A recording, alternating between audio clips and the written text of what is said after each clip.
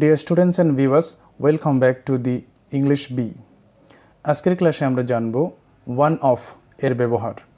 বাংলা কিছু সেন্টেন্সেস রয়েছে, যেমন এই ছেলেদের মধ্যে একজন আমার ভাই, আমার প্রিয় গানের মধ্যে এটি একটি, সে আমার পছন্দের মানুষের মধ্যে একজন। এই ধরনের বাক্যগুলিকে ইংলিশে ট্রান্সলেট করার সময় one of এর ব্যবহার হয়। তো চলো আমরা কিভাবে এই one of এর ব্যবহার হয় সেগুলি শিখে নিই। সেন্টেন্সের মধ্যে one of verb এর সাবজেক্ট হিসেবেও হতে পারে অথবা অবজেক্ট হিসেবেও হতে পারে। যেমন চিঠিগুলির মধ্যে একটি তোমার, one of these letters is for you।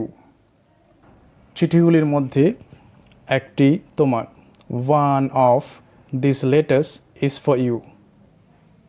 মনে রাখতে হবে one of এর পর যখন কোনো নাউন বা প্রনাউন ইউজ হবে সেটা অবশ্যই প্লুরাল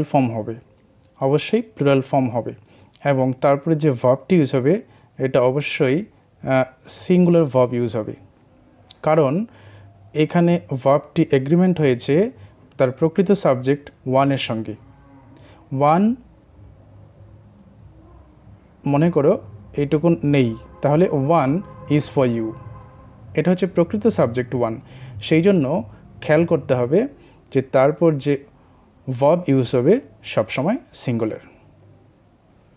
এই ছেলেদের মধ্যে একজন আমার ভাই, one of this boys is my brother.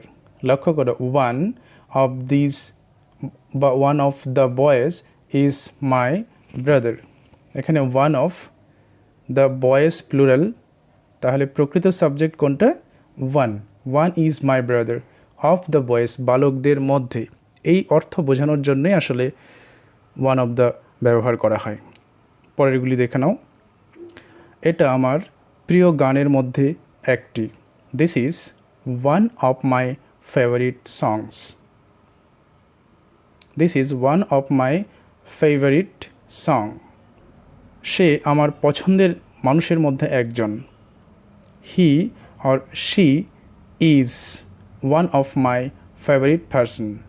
One of my favourite persons, লক্ষ্য করো প্লুরাল হয়েছে।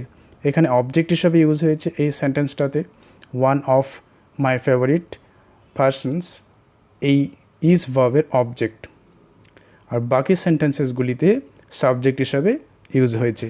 তো এইভাবে আমরা ওয়ান অফ সাবজেক্ট বা অবজেক্ট হিসাবে ইউজ করে এই জাতীয় সেন্টেন্সগুলি অনায়াসেই ইংলিশে ট্রান্সলেট করতে পারি। আরও কিছু স্পোকেন ইংলিশের বা গ্রামারের ভিডিও ডেসক্রিপশন বক্সের লিঙ্ক দেওয়া থাকবে, তোমরা চাইলে দেখে নিতে পারো। Thank you for watching the video. ভালো থাকবে, সুস্থ থাকবে।